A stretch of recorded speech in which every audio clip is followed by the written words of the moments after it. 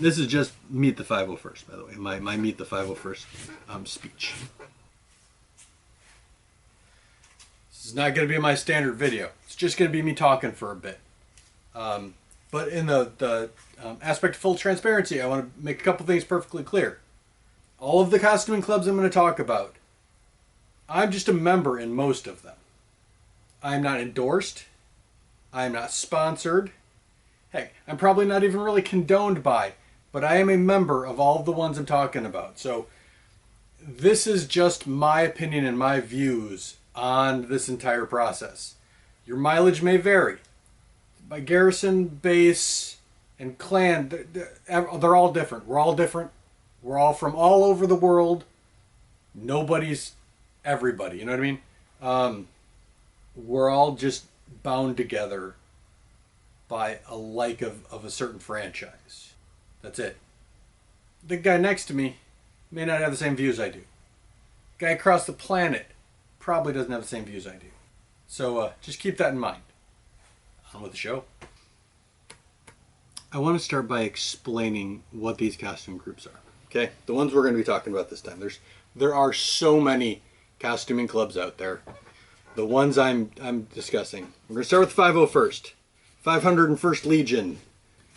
The 501st is a global costuming club. We are on every major continent except for Antarctica. We had a couple guys there. They got repositioned. For the most part, we're everywhere. We are also complete volunteers. We make all our own costumes, or commission people to make all our own costumes. We aren't necessarily a costuming club as much as we are a costume building club. And I think that's a distinction that's super important and will probably come up later. The 501st is just the bad guys. That's it. Star Wars, bad guys. The sister club is the Rebel Legion. And the Rebel Legion are the good guys. Everything else is pretty much the same. Most members... So when you join a club, it's not like you lose the ability to join other clubs. I belong to 7 or 8 costuming clubs. So it's not like you have to pick just the bad guys or just the good guys. Most people start with 501st. It is a bigger club. And then filter over to the Rebel Legion as well. Because, you know, Jedis have lightsabers, and lightsabers are cool. There's also the Mandalorian Mercs. And the Mandalorian Mercs do custom Mandos. It's a little more freeform than the 501st and the Rebel Legion. The 501st and the Rebel Legion both require screen accuracy in their costumes. That's kind of a touchy subject, right? I go over this in a lot of my other videos, but screen accuracy is not as screen accurate needs to be. It doesn't have to be the exact fabric. That weave is just a little off. You're not approved. That doesn't usually happen. And if it does, it's not the type of people you want to be spending time with anyway. So, you know, count your blessings. Screen accurate is just the level we want our costumes to be at. I've done parades where we've let everybody in. You get a couple bathrobe Jedis, that's fine. Halloween costume, like with a half mask even. But for the most part, it's people who are on a journey to complete their costume, just like we all are. None of my costumes are complete. None. I work on all of them on a regular basis.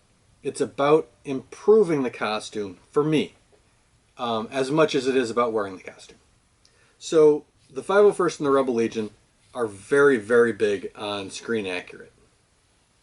We have these things called CRLs. It's Costume Reference Library. I'm going to throw out a bunch of abbreviations. Whenever possible, I'll try and stop and remember to explain what those are. That's just our lexicon. It's how we talk. So CRLs, Costume Reference Libraries, are images in the 501st, or images of, it's a breakdown of all of the costume parts. Usually there's a front and a back. We try to get as much detailed information. Rough sizing. Sizing is difficult because someone who's 6'3" is not going to have the same sizing as someone who's, 5'3".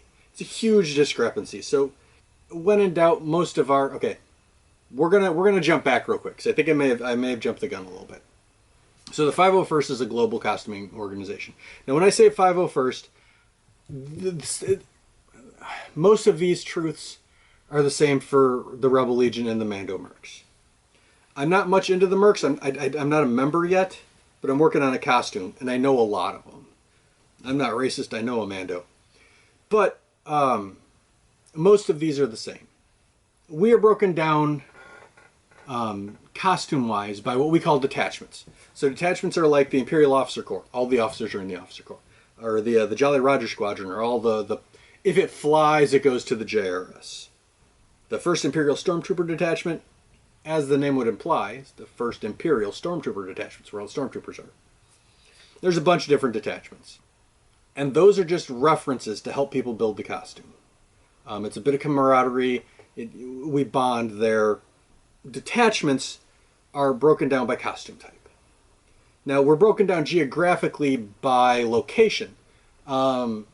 I, for example, live in the Chicagoland area, so all of Illinois is the Midwest garrison. We used to be a much larger garrison, but as the garrisons grow, they break off and they do their own thing. Because it doesn't make any sense for someone in Wisconsin to be on the same boards as someone in, say, Peoria or Southern Illinois, Middle Illinois, Central.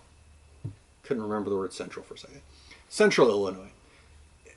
What goes on down there doesn't bother the people in Wisconsin, so it made sense for them to separate their own. They just separated into their own garrison, and that's good for all of us to expand and grow.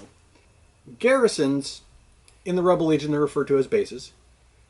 Garrisons and bases are geographically bound. So the admission process goes: I look at the CRL. I want to do this. I follow the CRL. I make the costume. Or I order the parts and I wear the costume.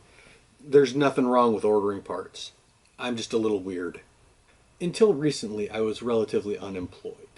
And you have the option of fast, good, or cheap. Well, I couldn't do. It had to be cheap.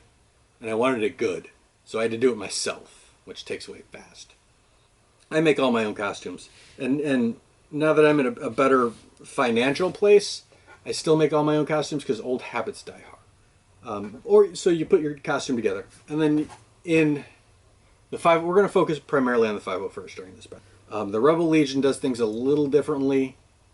The 501st, so you join your garrison's webpage, or forums, or whatever they want to call them, and then you contact their GML. It's a Garrison Membership Liaison Office.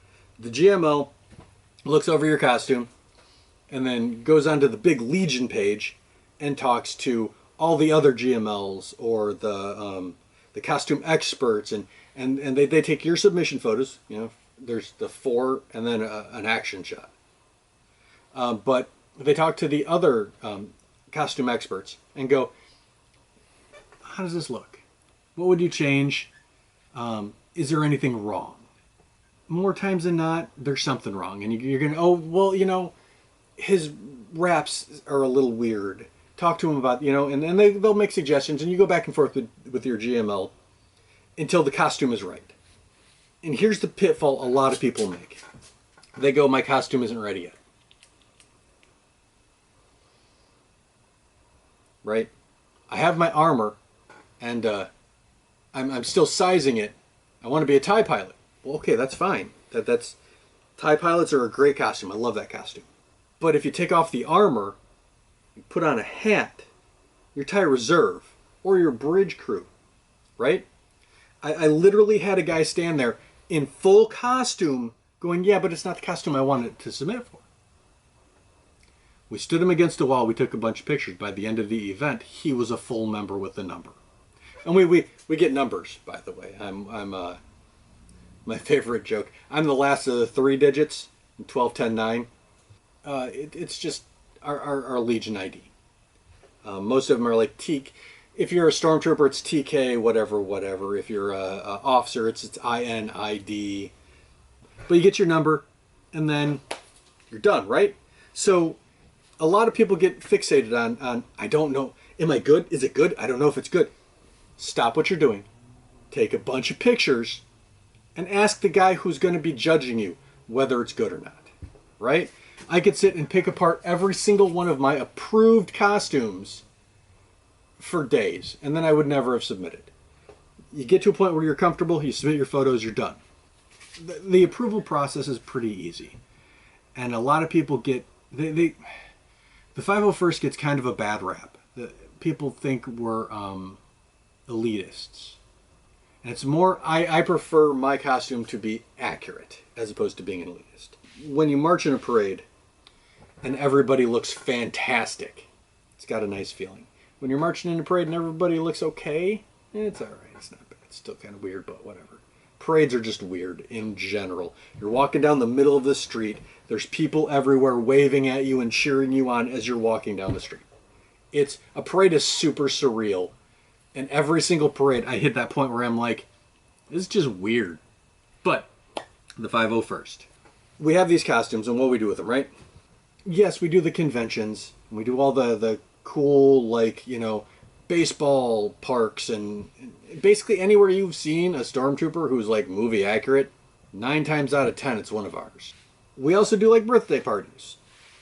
We make millions a year in charitable donations. In my area in particular, we work heavily with the Make-A-Wish Foundation, Susan G. Komen making strides for breast cancer.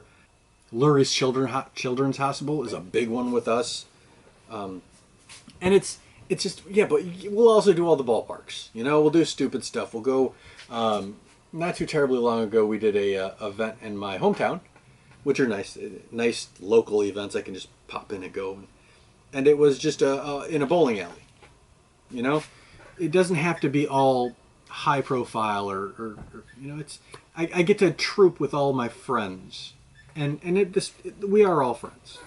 I love my time in the 501st, and I absolutely enjoy all of the people I've met.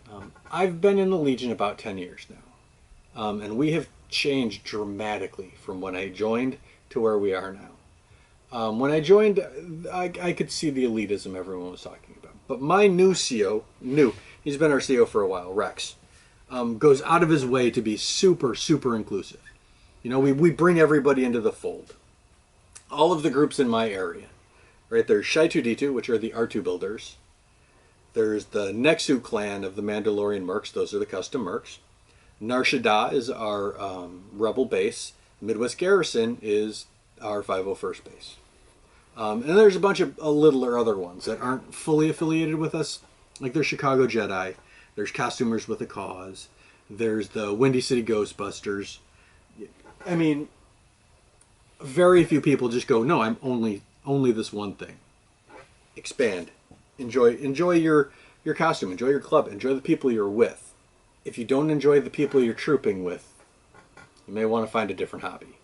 Or bring the people you do enjoy over. I can't count the number of members I've brought over because, hey, you're my buddy. We used to hang out all the time. Come troop with us and we'll hang out again. It's more about the interactions with each other that matters to me. Now, the reason I'm going on this large rant about the 501st is I realized I hadn't yet. And I wanted to make it very clear that, again, I'm not endorsed or sponsored So I was the merchandise and branding officer for the IOC for a very long time. As branding officer, I would have immediately told myself to stop wearing IOC merch in my videos. Well, I'm not the branding officer, and until Gemma tells me to stop, I'm not going to. And even if she does, I did the run.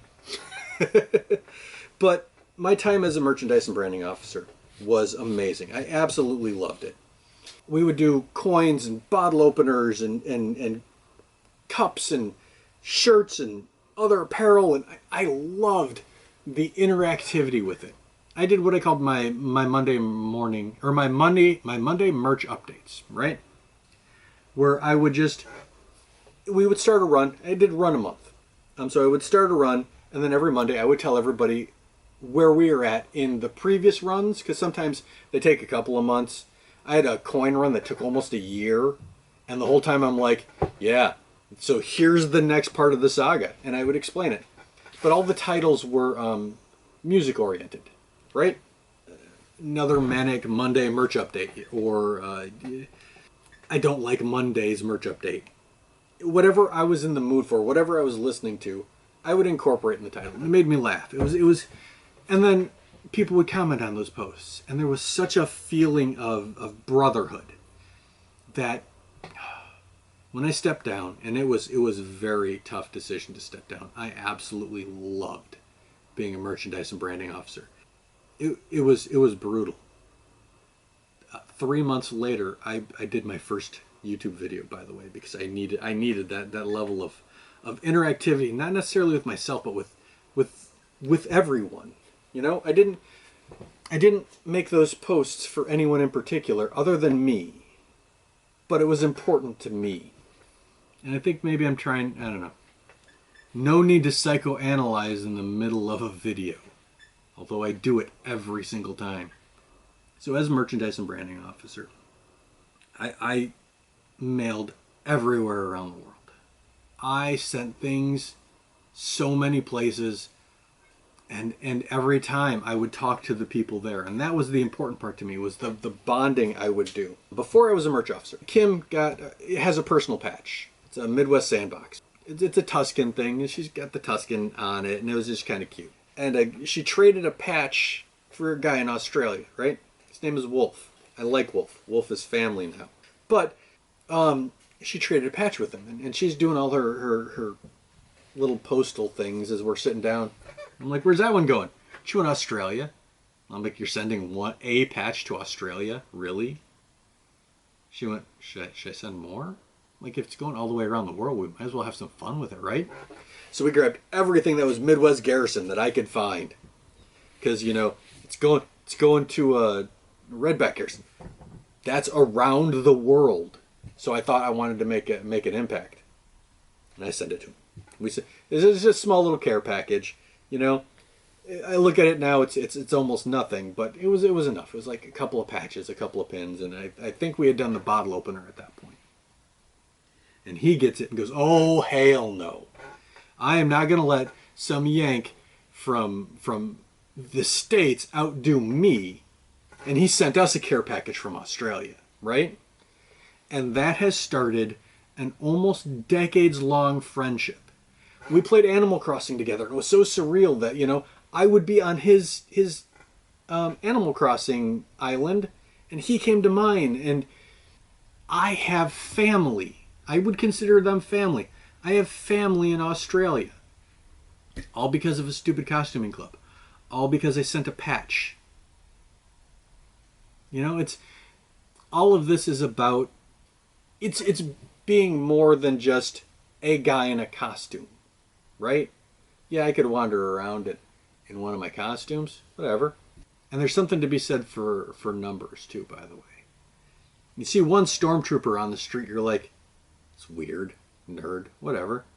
You see 2 stormtroopers on the street, you're like, huh, well, that's kind of weird. You see 3, you're like, I need my picture with the stormtroopers.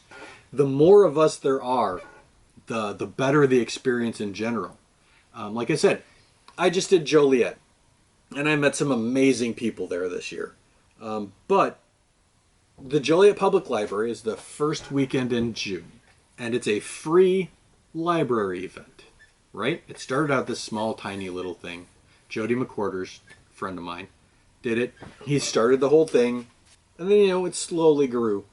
This year, I don't know the count of the people. I think it was a little less than last year, so we'll assume, I can assume that number.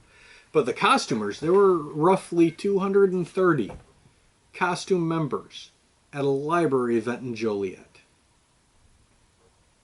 The number of visitors was probably about 10,000.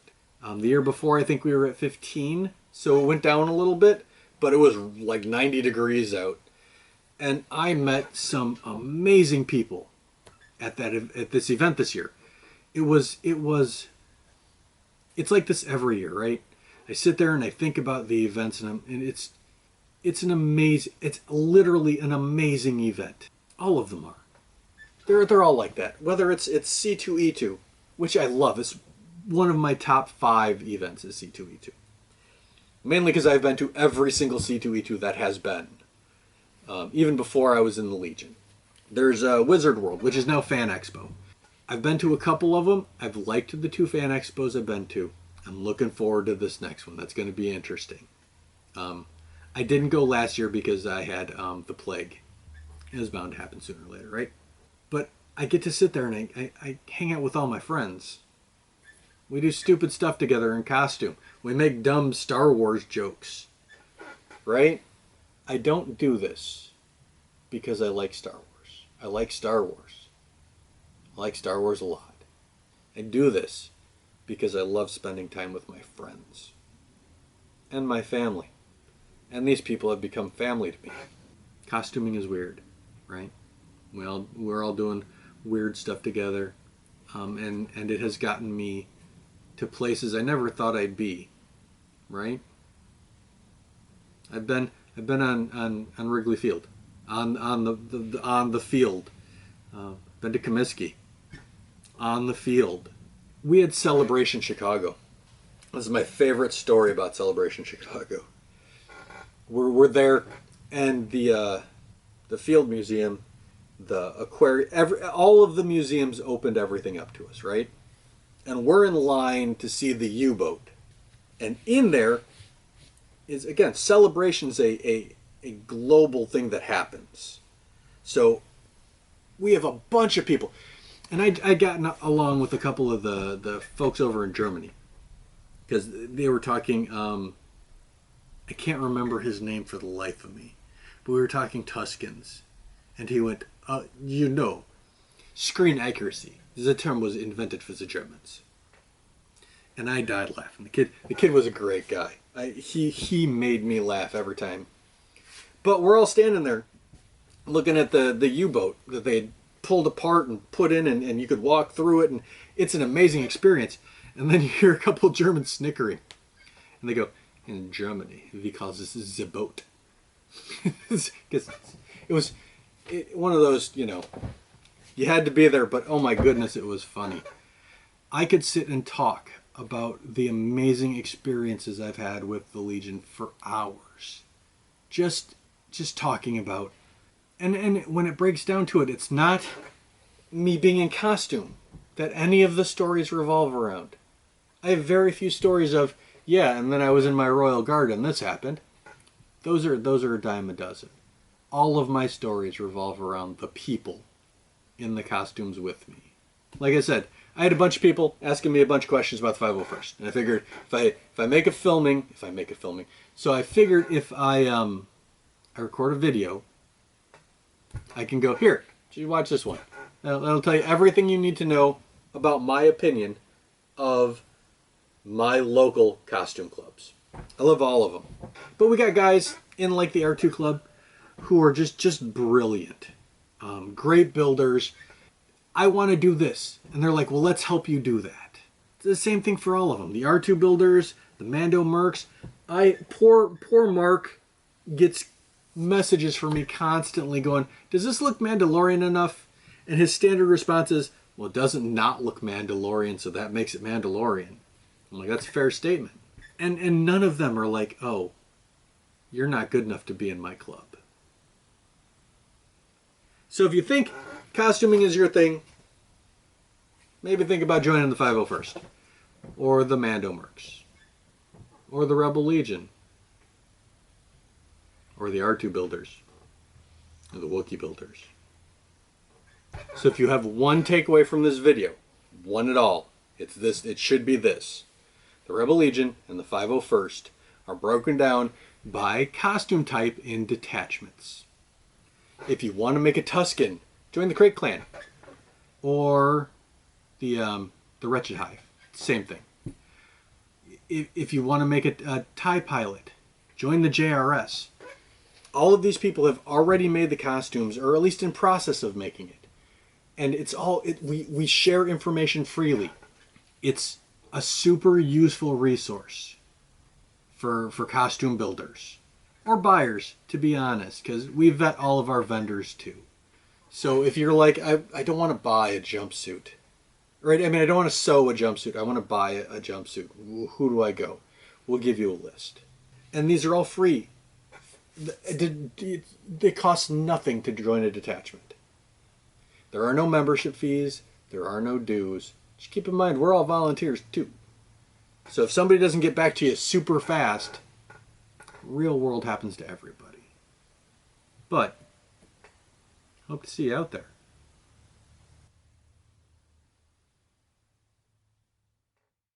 Since you made it this far, surprise twist ending. One last resource that is super useful to anybody interested in Star Wars. StarWarsScreencaps.com. One word. StarWarsScreencaps.com. High resolution pictures every couple of seconds on almost everything that has been. So if you're not sure and you're like, is that a seam? Go look. It'll probably be there.